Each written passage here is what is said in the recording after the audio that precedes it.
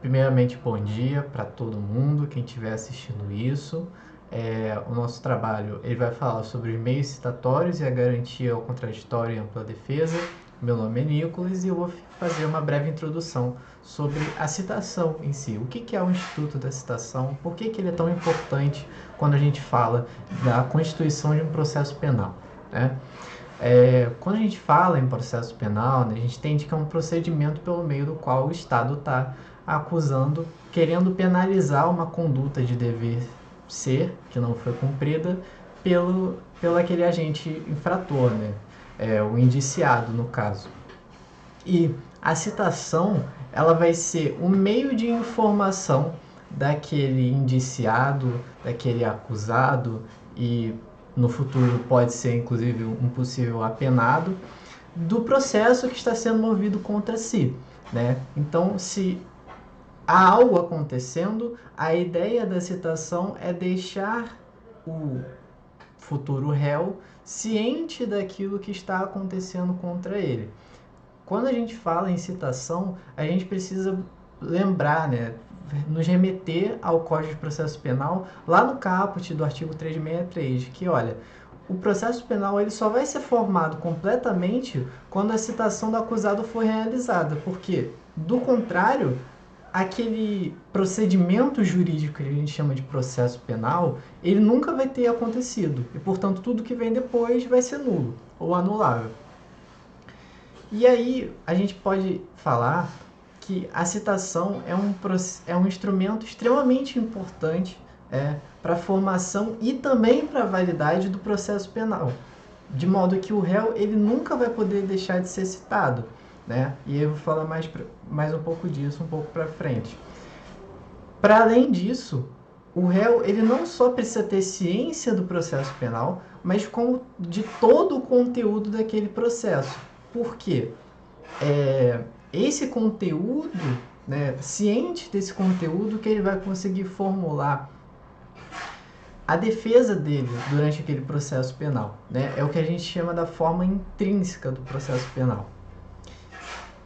Isso não quer dizer, contudo, que a citação ela precisa seguir uma forma muito rígida, uma forma que só deve ser seguida de um jeito específico para cumprir um objetivo específico. Não. Quando a gente fala em citação, a gente também está falando da necessidade do direito e da prática judiciária, do processo jurisdicional, de se adaptar à situação adequada daquele caso concreto e, em muitas vezes, relativizar a forma da citação. Como assim? Isso ficou um pouco confuso, talvez. A ideia é que não haja um preciosismo pela forma, de modo que a citação no processo penal ela pode ocorrer de formas diferentes, e a gente está falando aqui de formas extrínsecas, né? O meio pelo qual a citação vai ocorrer. E por que a gente relativiza a forma, né? Falando ali de um princípio da instrumentalidade da forma da citação. Porque o que mais vale ali é o conteúdo, ou seja, eu preciso primeiro deixar o réu ciente e segundo, que ele tenha ciência do todo que engloba aquele processo. Porque, do contrário, se isso não for cumprido, a gente vai estar falando, por exemplo, de nulidade de um processo, né? E aí a gente fala em artigo 564 do Código de Processo Penal, inciso 3º, a linha E, né? Que o processo ele vai ser nulo se a citação não ocorrer nos ditames do Código. Então, quando a gente fala em citação dentro do processo penal, a gente quer conferir ao acusado, que depois vai virar réu, a possibilidade de defesa, saindo da lógica na hora do inquérito policial, da investigação, de interrogação, passando para defesa, né? Diálogo dentro do processo penal, que, de certa forma, a citação ela é, na verdade, uma garantia do réu. E aí a Ana Luísa ela vai falar mais um pouco sobre esse tema com vocês. Bom, em relação, né, continuando o que o Nicolas estava dizendo, o contraditório ele é um pressuposto imprescindível para a relação desse processo justo, né? Já que para apreciação judicial ela não vai ter nenhum valor se não haver essa garantia ao contraditório. Esse conceito, né, esse direito ao contraditório, ele está completamente ligado ao princípio da ampla defesa, porque ela norteia os limites ali dentro de todos assim, dentro de todas as possibilidades de argumentação, né, para defender o lado, seja do réu, do autor. Então ali é o momento de você apresentar as suas alegações e garantindo assim o seu direito de se defender, né? Basicamente é isso que a ampla defesa é.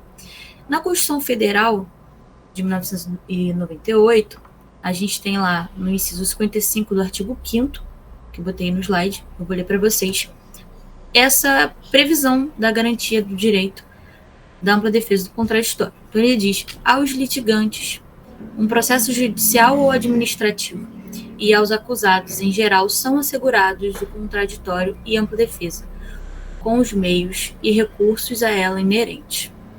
Então a Constituição, ela prevê esse direito que é fundamental, né, dentro do devido processo legal. Sendo assim, o contraditório em relação ao processo, ele é denominado pela participação ativa dos seus sujeitos, né? E isso faz com que não permita o juiz proferir, né, uma decisão, enfim, dar prosseguimento ao processo sem que, com antecedência, cite, né, as partes para se manifestarem em relação a esse litígio, e o juiz precisa conceder também um prazo razoável para que as partes tenham, né, o tempo de preparar suas alegações, preparar seus argumentos, enfim, para que seja ali um processo justo, em que ambas tenham esse tempo para preparar suas alegações, a fim de convencer, né, o juiz. Né? A ideia é essa: convencer o julgador da sua, como é que eu posso dizer assim, da sua visão ou da sua versão sobre os fatos. É importante ressaltar que não se permite uma decisão fora desse contraditório, porque essa decisão precisa ser fruto desse debate. Isso é muito importante. Toda decisão do juiz, né, seja no âmbito penal, seja também no âmbito civil, né, ela precisa ser fruto de uma discussão entre as partes. E aí, por mais que a decisão do juiz seja em favor ou desfavor do réu, enfim, ela, de qualquer forma, precisa ser fruto dessa discussão entre as partes. E com base nisso, a gente entra no princípio, né, está extremamente ligado ao princípio da igualdade. Esse princípio da igualdade diz que é importante assegurar às partes não só a igual oportunidade de se manifestarem, mas também o igual direito, né, de participar da produção de provas e de se manifestar sobre os documentos juntados, né, os argumentos apresentados perante o juiz. Então, o princípio da igualdade, ele garante que, mesmo que o réu ali, sendo acusado de qualquer coisa que seja, né, ele precisa ter essa igualdade junto com o autor, de ambos participarem ativamente do processo, participarem na produção de provas, participarem dos argumentos que vão ser apresentados para o juiz. Então, dessa forma, nós podemos concluir que, em conjunto com o contraditório, o texto constitucional, ele entende que a ampla defesa corresponde, né, nessa dimensão que prevê o direito de participar efetivamente na formação desse convencimento do julgador. Isso é muito importante. E essa garantia, como eu falei, ela é garantida não só ao réu, mas também ao autor. A ampla defesa, ela é entendida como uma garantia para o exercício da plena e irrestrita defesa em todos os momentos do processo, né, e com todos os meios lícitos a ele. Isso significa que permitir ali, né, às partes, aos litigantes, a manifestação adequada para que eles defendam as suas versões e no processo judicial ou no processo administrativo, tá? Isso não faz diferença. O direito ele é concedido mesmo no processo administrativo, ou mesmo no processo judicial, qualquer que seja. Isso garante a possibilidade também, como eu disse, né, na produção de provas, para que eles confirmem as suas alegações, confirmem seus argumentos e, posteriormente, se for necessário, interpor recursos, né, cabíveis em face das decisões, seja elas judiciais ou administrativas. Bom, nesse contexto todo, né, recapitulando, quando iniciado o processo pelo autor, o réu tem esse direito de ser chamado para se defender da pretensão judicial. Sendo assim, o exercício do direito ao contraditório e à ampla defesa somente se viabiliza com a citação. Maria, pode passar o slide, por favor. Então, como eu disse aí, o exercício do direito, né, ao contraditório e à ampla defesa, ela somente se viabiliza com a sua citação, que é exatamente o momento em que o réu será chamado para integrar o polo passivo da relação jurídico-processual, que até então era somente instaurada, né, ali era somente de conhecimento do autor e do Estado juiz. Então, a citação é exatamente esse momento em que o réu é chamado para integrar ao polo passivo. A citação válida, ou seja, né, a citação válida, ela é o ato pelo qual se completa, né, a relação processual, assim convocando o réu a integrar o polo passivo, que é exatamente o momento que inicia o seu direito ao contraditório e à ampla defesa, né? Importante lembrar que são direitos fundamentais previstos na Constituição. Isso é importante porque a citação do réu, sem a citação do réu, na verdade, não completa a efetiva relação processual e a torna inútil e, posteriormente inoperante, já que sem a citação do réu não é possível exercer o seu direito ao contraditório, não é possível exercer o seu direito à ampla defesa. Isso fere diretamente ao direito do devido processo legal, né? Porque o réu precisa saber do que ele está sendo acusado, ele precisa ter o direito de se defender. Eu trouxe aí também, a título de demonstrar como esse direito ao contraditório e ampla defesa, ele é previsto em qualquer área, né? Seja na civil, seja no âmbito penal. Então, trouxe aí o artigo 214, que diz: para a validade do processo é indispensável a citação inicial do réu, né? Como a citação é importante, isso aí é do CPC. E, por fim, a gente pode concluir o seguinte: o processo, ele não existe juridicamente para o réu até que ele seja validamente citado. Ele não tem conhecimento do que ele está sendo acusado, ele não tem conhecimento daquilo. Sendo assim, ele não pode sofrer as consequências de uma sentença, principalmente a seu desfavor, porque ele não teve a oportunidade para se defender, para que ele pudesse apresentar o contraditório e ampla defesa. Então, sem a citação, não há direito ao contraditório, não há direito à ampla defesa. Eles estão extremamente ligados. Se não tem um, não é possível ter o outro. Então, portanto, né, concluindo a minha fala, a citação é um ato processual indispensável para que seja feita, né, para que seja realizada a perfeita relação do processo, ou seja, formado pelo réu, pelo autor e pelo Estado juiz. O processo precisa de todas as partes ali envolvidas ativamente. Então, sem a citação, não é possível que exerça, que seja garantido o direito ao contraditório e ampla defesa. Por isso é tão importante, por isso eles estão tão ligados. Aí agora a Maria vai falar um pouco mais, né, sobre os tipos de citação. Então, gente, para começar, eu acho que é importante a gente diferenciar a citação real da citação ficta. Via de regra, a gente vai ter a citação real por meio de mandado de oficial de justiça. Está previsto lá no artigo 351 do Código de Processo Penal. Mas aí, o que é a citação real e o que é a citação ficta? A citação real vai ser aquela que é realizada na pessoa do réu. O oficial de justiça vai lá, vai dar cumprimento a esse mandado e, por meio dessa forma, ele vai dar conhecimento ao réu de que ele está sendo chamado àquele processo. A citação ficta é diferente. A gente tem duas modalidades que vamos estudar mais à frente, mas basicamente é uma citação mais formal. Nessa modalidade, a gente presume que o réu tomou conhecimento, e aí seja na citação por edital ou na por hora certa.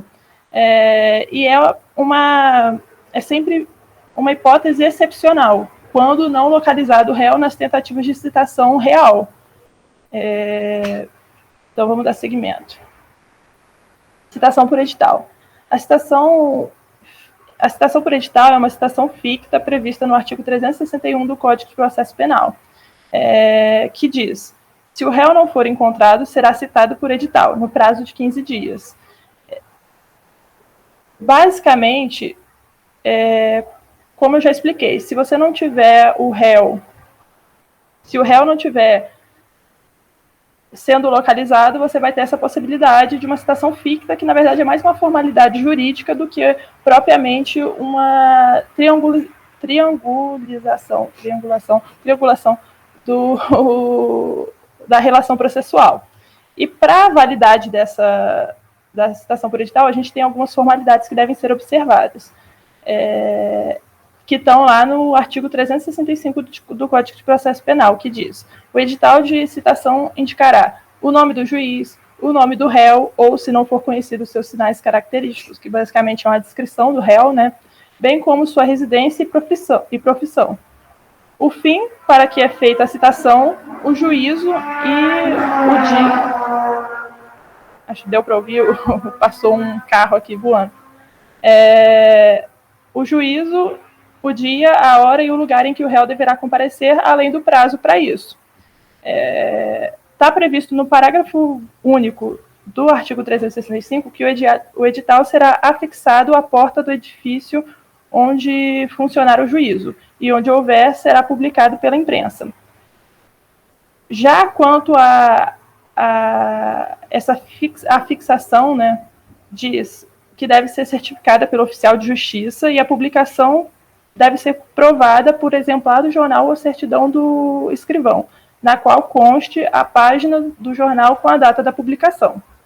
Isso tudo para quê? Para garantir justamente que, por mais que seja uma citação por edital, na qual só vai se presumir que o réu tomou conhecimento de que está sendo chamado ao processo, ainda assim devem ser observados alguns requisitos.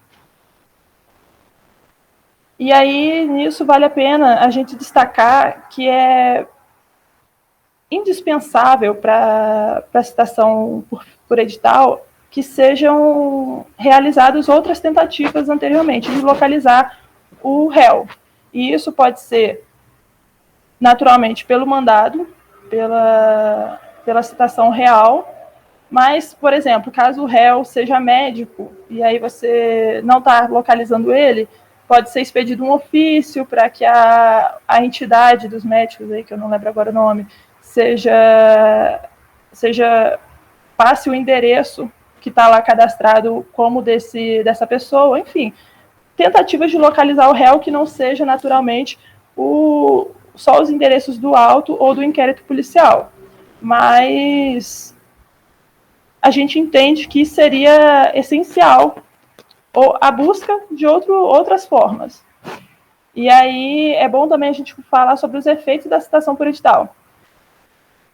Primeiramente, cabe destacar que é diferente do processo civil, porque quando a gente tem a citação por edital no processo civil, caso o réu não compareça aos autos, a gente vai ter a declaração de revelia dele, né? E aí o efeito disso é a confissão. No processo penal é diferente. O que vai acontecer caso passe esse prazo da citação por edital e o acusado não comparecer, nem constituir advogado, ficarão suspensos o processo e o curso do prazo prescricional, podendo o juiz determinar a produção de provas consideradas urgentes e, se for o caso, decretar prisão preventiva. Mas isso tudo, novamente, sem o comparecimento real do réu. E aí que entra, muitas vezes, as críticas que são direcionadas a esse tipo de citação. E aí aqui eu transcrevi uma crítica do NUT, que é forma vestusta, a citação por edital, né? É forma vetusta e inútil de se conceder a citação de alguém. Merece ser abolida, pois trabalhar com esse tipo de ficção em nada contribui para o aprimoramento do processo. Nesse aspecto, o NUT está sendo mais sobre a efetividade mesmo desse tipo de citação. Ele não está fazendo uma crítica tão...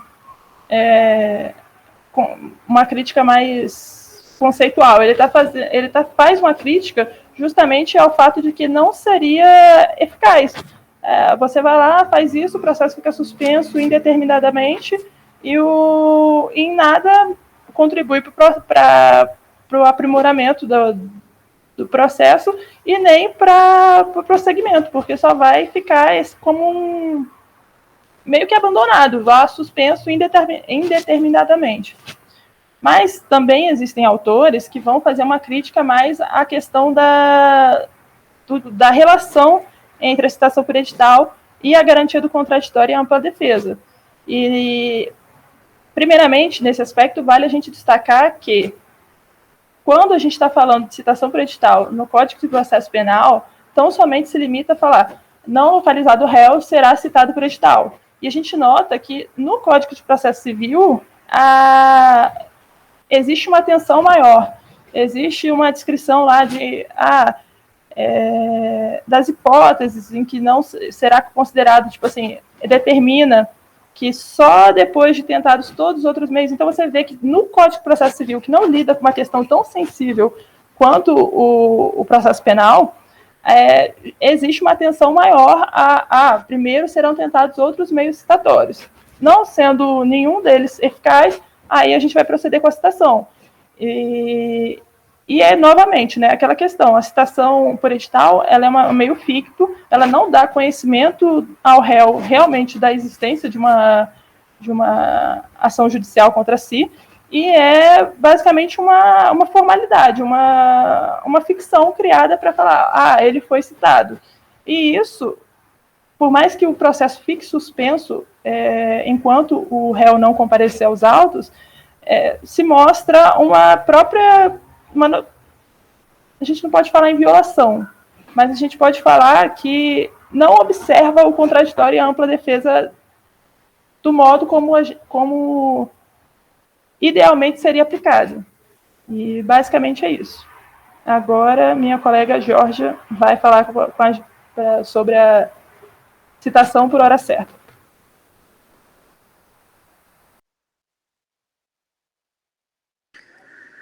Então, para a gente conseguir falar sobre citação por hora certa, a gente precisa primeiro destacar que é o início do processo. O início do processo, ele começa, né, com o primeiro ato processual, quando ele é praticado, e basicamente se inicia com o oferecimento de uma denúncia do Ministério Público, quando a ação penal é pública, ou por uma queixa por particular, quando a ação penal é privada. Só que o que acontece é que ainda se questiona quando é considerado, né, o início desse processo pela citação válida. Para o STJ, o começo de uma ação penal é quando há o recebimento dessa citação, que é o momento em que a relação jurídica é triangularizada e se determina a ciência do réu. Já para o STF, a ação ela se inicia com oferecimento, né, como também o recebimento da denúncia ou dessa queixa-crime. E vale distinguir também que a citação ela é diferente de uma notificação ou uma intimação, porque essa citação ela corresponde a um ato de ciência e chamamento ao processo do réu. Já a notificação e a intimação, elas vêm depois, e elas se referem a alguns atos processuais que já foram praticados ou que ainda serão praticados durante o processo. Assim, essa citação ela corresponde a um ato pelo qual se dá conhecimento, né, ao réu de uma acusação existente contra ele, convidando ele a vir em juízo para apresentar sua defesa nessa ação, sendo que ele não poderá ser processado ou condenado sem ter ciência dessa imputação. Então, o que a gente percebe é que existe uma garantia individual cuja ausência ou defeito gera uma nulidade absoluta ao processo. Por quê? Afronta diretamente os princípios da ampla defesa do contraditório. Isso porque o efeito imediato da citação ela é a triangularização da relação processual, seja qual for o tipo de citação, entre o autor, né, o juiz e o réu, de acordo com o artigo 363 de Caput. Então, o processo ele terá completado essa formação, né, essa triangularização, quando foi realizada a citação do acusado, porque a finalidade do processo é permitir o acesso a uma ordem jurídica justa, na qual se oportuniza ao réu, né, o direito fundamental da defesa. Ele precisa ter como se defender. E aí, para isso, existem várias modalidades de citação, e todas elas têm esse efeito da composição dessa relação jurídica processual, né, com a exceção da figura do réu no processo. A mais recente, que foi introduzida pela lei número 11.719, em 20 de junho de 2008, pelo artigo 362, é a citação por hora certa, que é que eu vou apresentar, que já era utilizado no processo civil. Ela é uma espécie de citação presumida. Isso discute muito se ela está de acordo ou não com a Constituição. Essa introdução da citação por hora certa, ela procurou versar sobre a situação em que a citação pessoal não aconteceu. Então, para que se configure essa citação presumida, diante, né, da postura censurável do réu, que tende a se ocultar e fugir da citação para evitar a integralização da relação processual. Porque se a gente precisa que o réu saiba que ele está sendo acusado, caso ele não saiba, não começa o processo, a gente não consegue iniciar essa triangularização da relação. Então, nesse caso, há uma atuação do réu em se ocultar para que não possa ser configurada a citação. E por isso foi carregada essa citação por hora certa do Código Civil, do processo civil, né, para o processo penal. Então, nesse momento, o que a gente averigua é que existe uma fé pública que é depositada na certidão feita pelos oficiais de justiça, na qual existe muita divergência doutrinária. O Mirabete, ele dispõe que essa certidão ela deve merecer uma fé pública, para que não ocorra essa nulidade da citação. E para que também contando, né, com uma possível remoção da certidão em caso de necessidade, ou seja, ele entende que é preciso que a gente reconheça a existência dessa certidão, considere ela um ato válido, para que, em caso de ocorrer algum problema, a gente corrija, como, por exemplo, o erro gráfico no mandado, e não que a gente permita que haja uma nulidade da citação. Diferente dele, tem o Ivan Luiz Marques da Silva, porque ele aponta que essa análise feita pelo oficial ela é subjetiva, né? Essa análise feita pelo agente público. Então, existe uma dificuldade de contestar no caso concreto, né? Por quê? O que acontece? Para que a gente considere essa citação por hora certa, o requisito principal é a ocultação do réu para fugir da citação. Então, a gente leva de ponto de partida que existe a suspeita de uma ocultação que deve ser verificada, segundo o artigo, em 2 diligências. E essa suspeita ela pode ser válida, por exemplo, quando vizinhos afirmam que identificaram que o réu adentrou no lar, quando familiares pontuaram para o oficial que ele tinha viajado. Assim, essa certidão de suspeita de ocultação feita pelo oficial de justiça, ela deve conter as ocorrências a fim de corroborar essa suspeição. Então, a intimação de que no dia seguinte será realizada a citação por hora certa, ela é dirigida para qualquer pessoa da família ou vizinho que é incumbido de comunicar ao acusado o retorno desse oficial de justiça no dia posterior.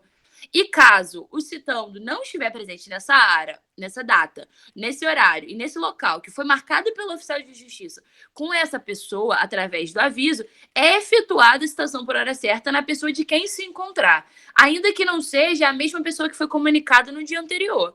Então, nesse caso, deve ser entregue uma cópia da ocorrência juntamente com a contrafé do mandado. Por quê? Porque a denúncia ela não pode ser entregue a terceiro, ela precisa ser entregue ao réu. E como o réu não está presente, o que a gente entrega é uma cópia dessa ocorrência. E depois, o escrivão ele vai enviar uma carta ao réu, dando-lhe a ciência de tudo o que está acontecendo e que o processo vai começar a correr normalmente. Lembrando, óbvio, que nenhum acusado, ainda que ele esteja ausente ou foragido, será processado ou julgado sem defensor. Para isso, a gente consegue analisar os artigos do Código Civil acerca dessa situação.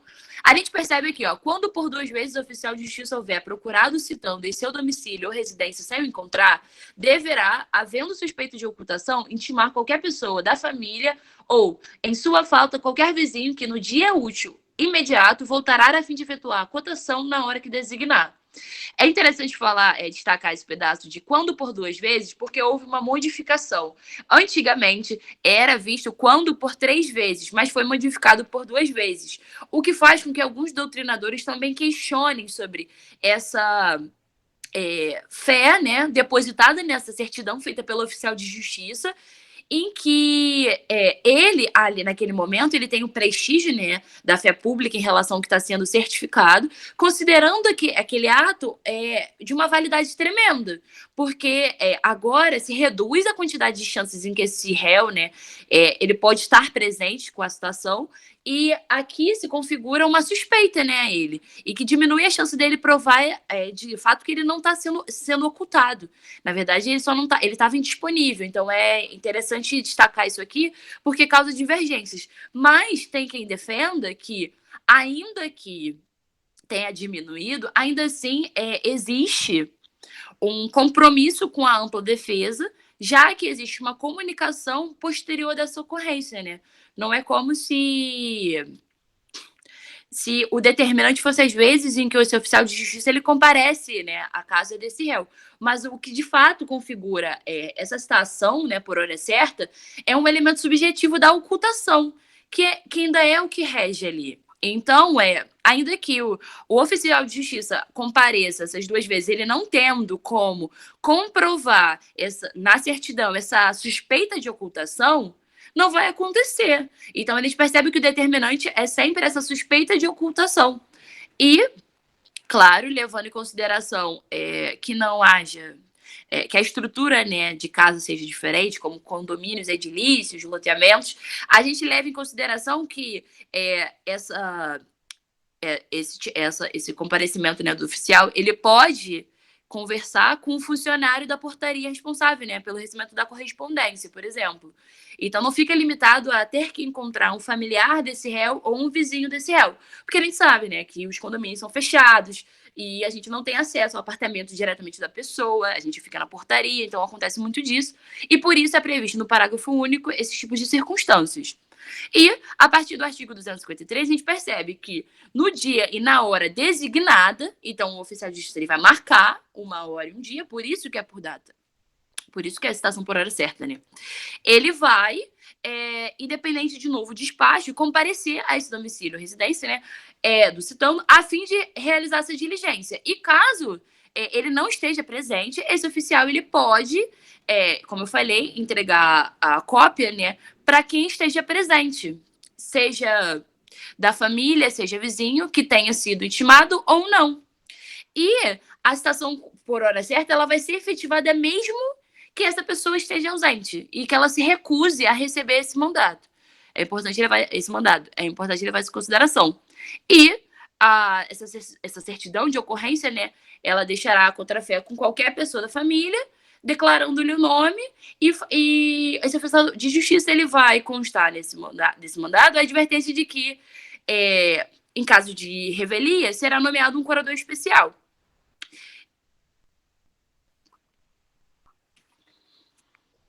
Agora a Júlia vai poder conversar um pouco com a gente sobre as jurisprudências e casos concretos desse caso.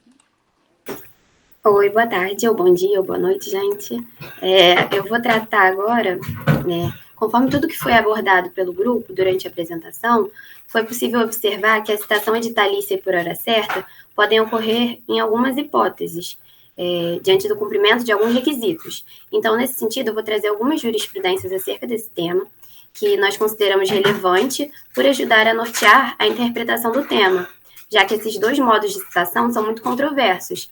E o que acaba se vendo muito na prática é a tentativa da defesa de alegar a nulidade dessas citações quando elas não são feitas na forma pessoal.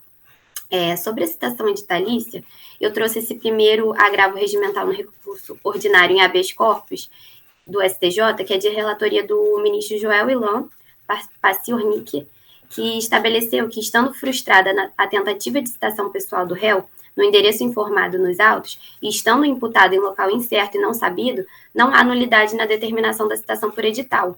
Isso, uma vez que é dever do próprio acusado informar a mudança do endereço. E isso está disciplinado no artigo 367 do Código de Processo Penal.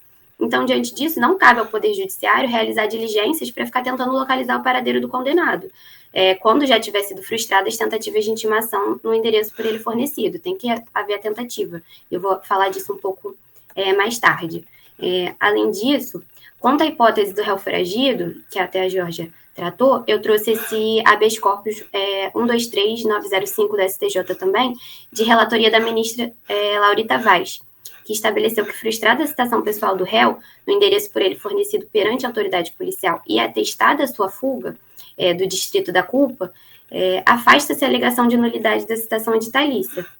No caso dos autos desse processo, após o recebimento da denúncia, o réu se mudou, sem fornecer novo endereço, o que o tornou foragido da justiça. Assim, conforme o voto da relatora, inexistiria nessa hipótese a alegada irregularidade na citação editalícia do paciente, já que, como visto nos autos, o réu teria empreendido fuga, permanecendo por um longo período de tempo foragido, e ele acabou só sendo encontrado 18 anos depois em outro estado da federação. Então, qualquer outra tentativa de localizá-lo seria em vão, porque ele estava em outro estado. Então, em razão da situação se tratar de réu foragido, não poderia ter essa alegação de nulidade. E ele teria sido procurado no único endereço que ele forneceu. Então, realmente não teria outra possibilidade de tentar a intimação pessoal. Entretanto, como já falei, a citação por edital ela só cabe após o esgotamento das outras possibilidades de localização do réu. Tem que ter um empreendimento realmente na tentativa. E isso também vem de um entendimento jurisprudencial, esse RESP que eu coloquei aí do STJ também, 1725, 788 do STJ também. A regra no ordenamento jurídico é a citação pessoal tão somente sendo admitida a citação editalícia quando esgotada todas as possibilidades de localização do réu. E esse entendimento ele deve ser observado tanto no processo de conhecimento quanto no processo de execução.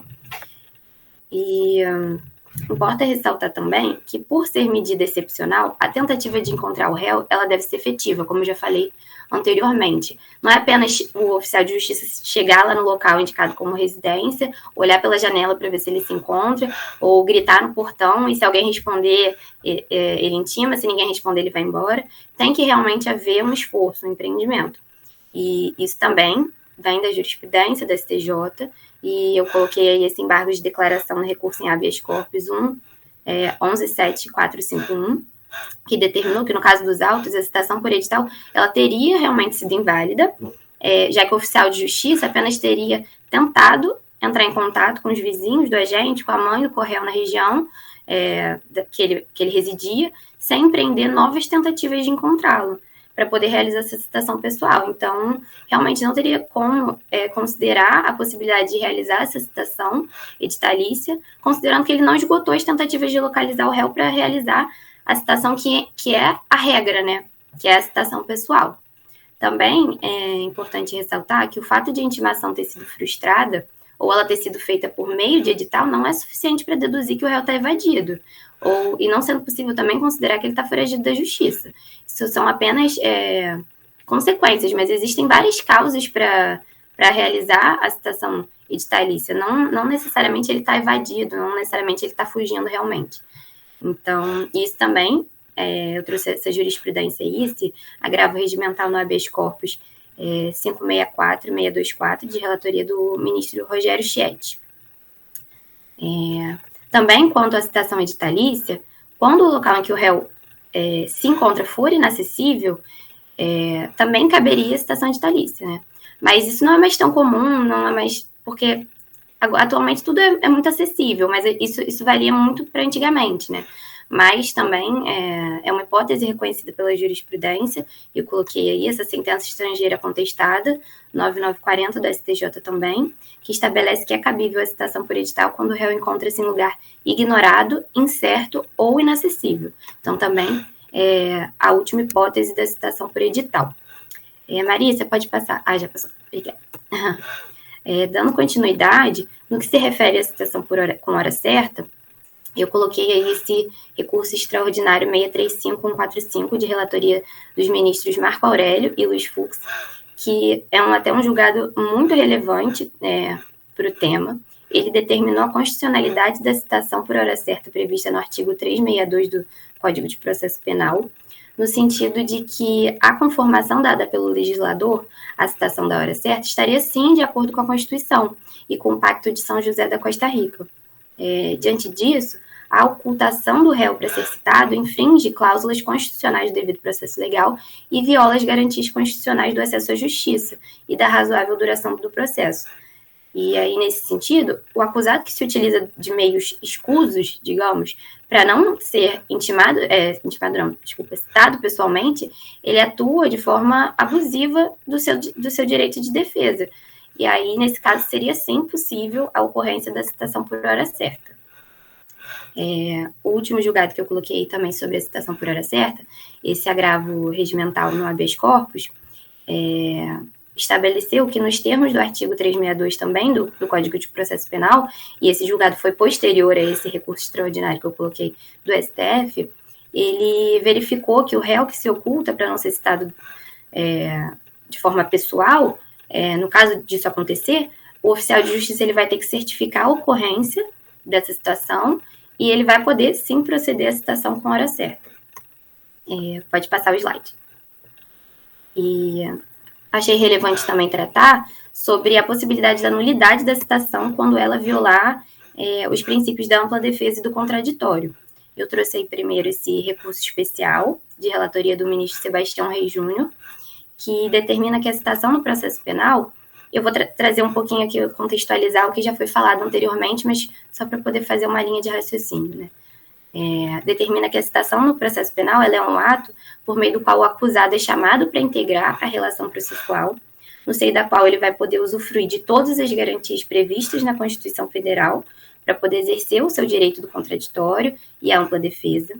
E aí, nesse sentido, todo acusado ele tem que ser cientificado de forma regular da existência do processo e do seu desenvolvimento, porque sem a adequada informação dos atos já praticados em seu desfavor e, enfim, do andamento do processo, a sua participação ela seria meramente ilusória, porque ele não seria capaz de influenciar o convencimento do magistrado e não teria como se posicionar, como se defender, enfim, como a Ana Luísa já trouxe anteriormente aqui na apresentação. Eu trouxe também esse habeas corpus do TJSP, que eu achei o voto, enfim, tanto o voto quanto o acórdão bem relevantes. Depois, quem tiver interesse em procurar, eu achei bem relevante. Eu trouxe aqui mais ou menos o que foi tratado, né? Ele fala que a citação, por ser um ato de comunicação processual, ele possui duas finalidades: dar conhecimento ao acusado acerca da existência de uma acusação e concretizar o chamamento processual para que ele possa exercer a defesa dele. E o desembargador afirma que, mais do que uma mera formalidade, a citação ela confere efetividade às garantias do contraditório e da ampla defesa, conforme já foi falado também. E por isso ele seria um ato essencial que assegura o inafastável direito à informação dos termos da acusação, abrindo espaço, quando feita de forma válida, para a estabilização da relação contratual. Ele diz ainda que, no caso da citação por edital ou por hora certa, as formalidades elas devem ser ainda maiores, já que a presunção de conhecimento dos termos da acusação deve se fundamentar em elementos seguros, não pode simplesmente ser feita essa citação por hora certa ou editalícia de forma discricionária, porque não é a regra, né? A regra é a citação pessoal. Então, tem que ser baseada em elementos seguros. E aí, na hipótese da citação por edital, por exemplo, ele fala que deve-se exigir um quadro de certeza sobre o paradeiro desconhecido do acusado, que por isso vai pressupor o esgotamento das tentativas de localização pessoal. E isso eu já falei anteriormente, quando tratei da citação editalícia. Então, tem que haver realmente um esgotamento das tentativas de encontrar esse réu para que possa haver realmente... porque é uma situação excepcional, né? Tanto a citação editalícia quanto a citação por hora certa. E aí, ele finaliza dizendo concluindo, que o descumprimento dessas formalidades induziria a nulidade da citação. E ele fala que é conforme a legislação do próprio processo penal. Além disso, eu trouxe também essa apelação criminal, porque, tendo em vista que a citação por hora certa e por edital são medidas excepcionais, o seu uso sem o devido cumprimento dos requisitos a torna irregular. E aí, nesse julgado que eu trouxe, o desembargador trata, do TJ de Minas Gerais, que as determinações dos artigos 252 e 254 do CPP, quando não obedecidas, tornam a intimação nula, por ofensa aos princípios do contraditório e da ampla defesa, gerando nulidade dos atos efetuados a partir dela. Então, realmente, é um entendimento sedimentado, digamos, né? Ela realmente é excepcional, né? E, para finalizar, eu considerei bem importante trazer aqui também que, para gerar nulidade, tem que haver um prejuízo sofrido pelo réu. Isso também é um entendimento, assim, sedimentado, realmente. E aí eu trouxe esse habeas corpus do STF, que afirma que, para que haja nulidade, é preciso demonstrar o prejuízo sofrido pelo réu.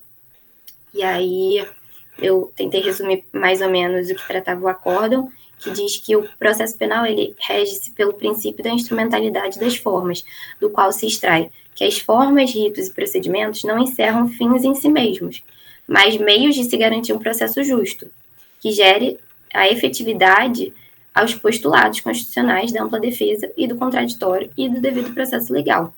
E é de entendimento da Corte que o princípio que vige no processo penal é o de que a nulidade de um ato processual somente deve ser declarada quando há efetiva demonstração de prejuízo, nos termos do artigo 563 do Código de Processo Penal, que diz que nenhum ato será declarado nulo se da nulidade não resultar prejuízo para acusação ou para defesa. Além disso, o enunciado da súmula 523 do próprio STF é nesse mesmo sentido, e fala que no processo penal a falta da defesa constitui nulidade absoluta, mas a sua deficiência só anulará se houver prova de prejuízo para o réu.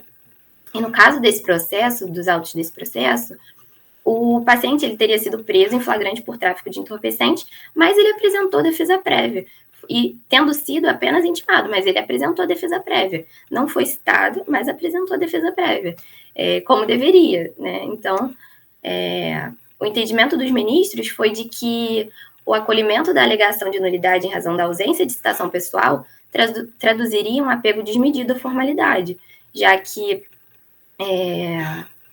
teria sido sim garantido o direito dele ao contraditório e ampla defesa, já que mesmo não tendo sido citado, apenas com intimação, ele apresentou a defesa prévia, o que tornou evidente que ele tinha plena ciência da acusação.